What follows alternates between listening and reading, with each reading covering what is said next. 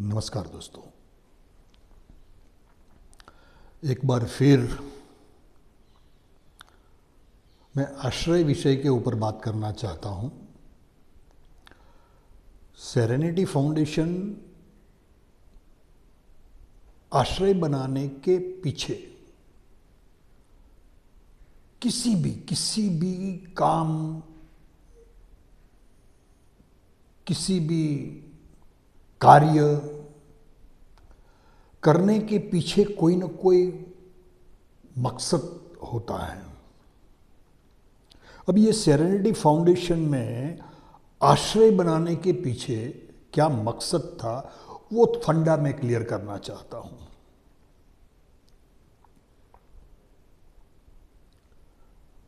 बोला समाज ने आज कि वृद्धाश्रम अब मजबूरी हो चुकी है।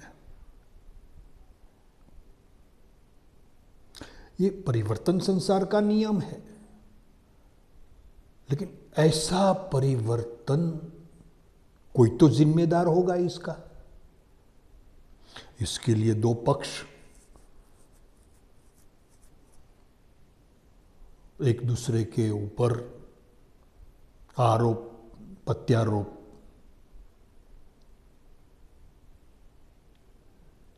दोनों पक्षों को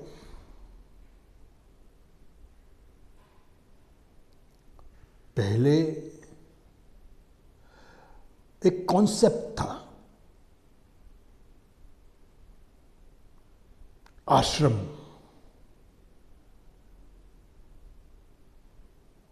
नदी के किनारे पे, पहाड़ों के बीच, सुनसान प्राकृतिक वातावरण, कुदरती सौंदर्य के बीच में ऐसे स्थानों का निर्माण होता था और व्यक्ति वहां जाना इसलिए पसंद करता था कि वो परमात्मा से जुड़ सके, परमात्मा को पहचान सके। क्योंकि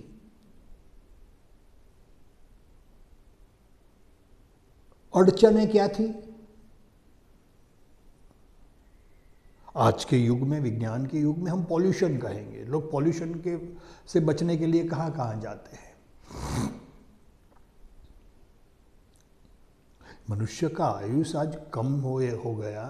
वो शास्त्रों में बताया था, सतयुग में कुछ 1 लाख वर्ष, फिर एक मिंडी निकल गई 10,000 वर्ष, फिर एक मिंडी निकल गई 1000 वर्ष, और अब कलयुग में वो त्रेता युग, द्वापर युग, और अभी ये कलयुग में बोलते हैं और एक मिंडी निकल गई।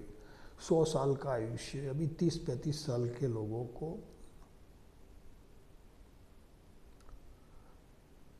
क्या वो हजारों साल जीने का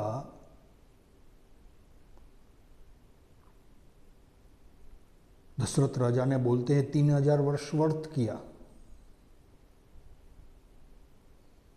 आज के युवा को 30 मिनट फुर्सत नहीं है। अपने घर में मंदिर है ना, सभी के घर में मंदिर रहता है। क्या 30 मिनट बैठने का समय है? 1 लाख वर्ष में पैदा होना, शिक्षा ग्रहण करना, व्यवसाय करना, गृहस्थी आरंभ करना, अपने बच्चों को अच्छी शिक्षा देना, 1 लाख वर्ष में यही था, 10,000 वर्ष में यही था, और 100 वर्ष में भी यही करना पड़ रहा है मनुष्य को। ये बात मुझे समझ में आई। आज का वर्तमान का युवा 70 साल की उम्र में, अभी 60 साल तो गवर्नमेंट का रिटायरमेंट है,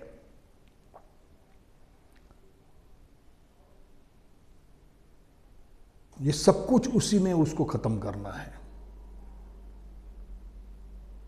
और एक तरफ कंपटीशन है, हर क्षेत्र में कंपटीशन है।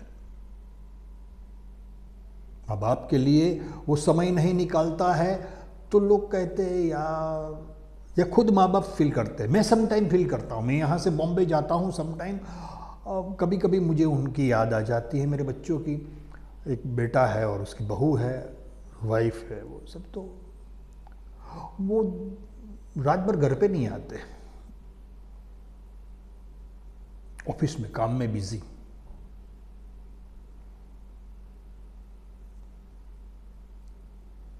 इसका अर्थ ऐसा है कि उसको मेरे पे रिस्पेक्ट नहीं है, या मेरे को प्यार नहीं करता है, मेरी इज्जत नहीं करता है।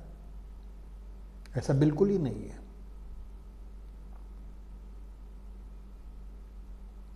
दोनों पक्षों को आज के इस वर्तमान में ये समझने की बहुत जरूरत है। ठीक है, कुछ पढ़े लिखे परिवार है, दोनों की सहमति से ये फैसला लेते हैं। अभी एक दो बच्चे हैं फॉरेन में पढ़ते हैं, ये लोग फॉरेन में सेट नहीं हो पाते हैं, तो वो दोनों की सहमति से एक सेफ जगह, जिसको वृद्धाश्रम का नाम दो या तो कोई ऐसी सीनियर सिटीजन सोसाइटी क्लब का नाम दो, वो जानबूझ के वहां रहते हैं। क्योंकि आज का जमाने में काम करने वाला मिलना बड़ी मुश्किल है, शरीर साथ नहीं देता है। मेरे गांव में यहाँ पे 2-3 फैमिली आए हैं, कपल है, वो बोल रहे हैं अभी एक तो काम वालू મળતું નથી ને शरीर, તમે कहीं इधर कुछ टिफिन की व्यवस्था करो यार। मैं कर रहा हूँ, उसके उस विषय के ऊपर मैं भी काम कर रहा हूँ और करूँगा, मैं करूँगा। क्योंकि ये आश्रय बनाने के पीछे मेरा एक ही मकसद है कि ये जो बदनामी समाज में, ये जो कलंक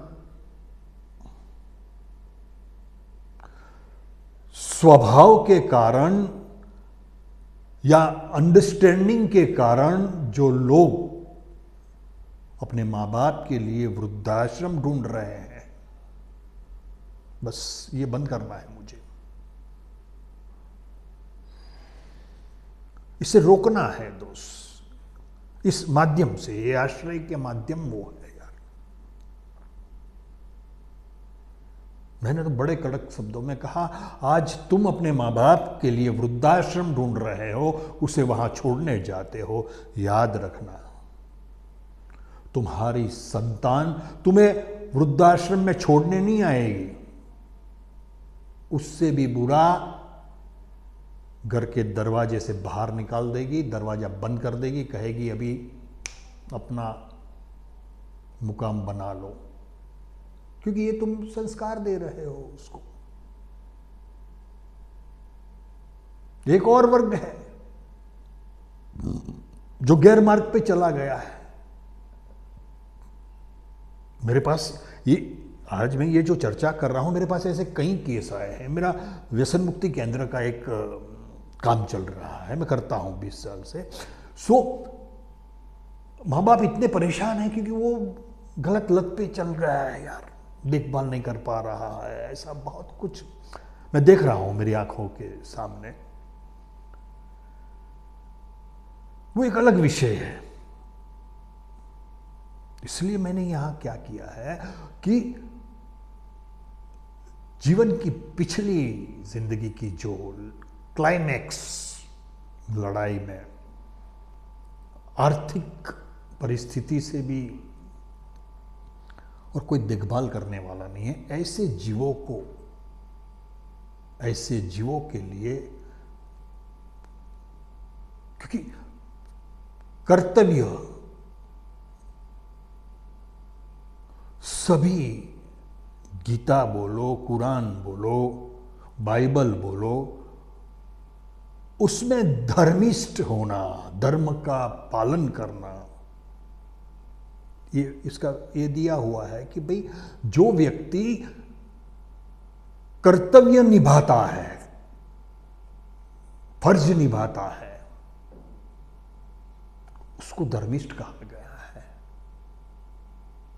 तो बिल्कुल मेरा कर्तव्य मेरे माँ बाप तक नहीं है यार, मेरे अड़ोस पड़ोस में, मेरे गांव में, मेरे देश में कोई जीव, कारण जो भी हो, निराश्रित हो गया है, उसको आश्रय देना हम सबका कर्तव्य है यार, हम सबका कर्तव्य है। लेकिन ये जो प्रश्न है वो कहां से शुरू हुआ, उसका एक छोटा सा उदाहरण, या जो ये आश्रय में क्या हम करने वाले हैं, एग्जाम्पल के तौर पे, आज का युवा वर्ग जो है उसको पहली बात तो प्राइवेसी चाहिए। शादी के बाद, ये सारा सब कुछ शादी के बाद चालू हो रहा है, ऐसा नजर में आया है। उस कपल को एक प्राइवेसी चाहिए, बिंदास, रोक टोक नहीं चाहिए।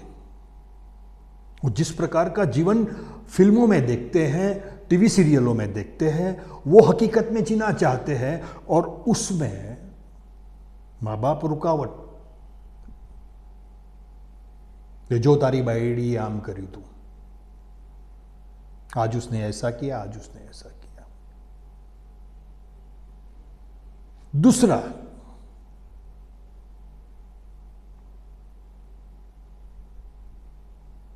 उम्र हो जाने के कारण आज हर किसी को छुट्टियों में घूमने जाना रहता है, यह सबसे बड़ी समस्या है। लेकिन वृद्ध माँ बाप की वजह से वो कहीं जा नहीं पा रहे हैं, ये उनकी समस्या है यार, कि उनकी देखभाल कौन करेगा यार, एक हफ्ते के लिए, 15 दिन के लिए अगर उनको कहीं जाना है, तो आश्रय में एक ऐसा सॉल्यूशन हमने ढूंढा है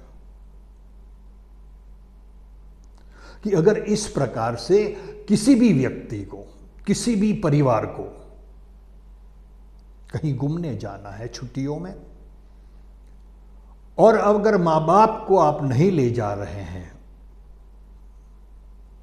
और उनके कारण आपका वहां जाना असंभव है, ऐसी स्थिति में मैं ये आपसे निवेदन करता हूं कि हमारा आश्रय का संपर्क कीजिए, आप घूमने जाइए। जितने भी दिन आप घूमने जाओगे, उतने दिन हम आपके माँ बाप को इस आश्रय में रखेंगे। अगर उसकी कोई दवाई चल रही है, हम समय समय पे उसकी केयर करेंगे यार। आप बिंदास घूम के आ जाओ,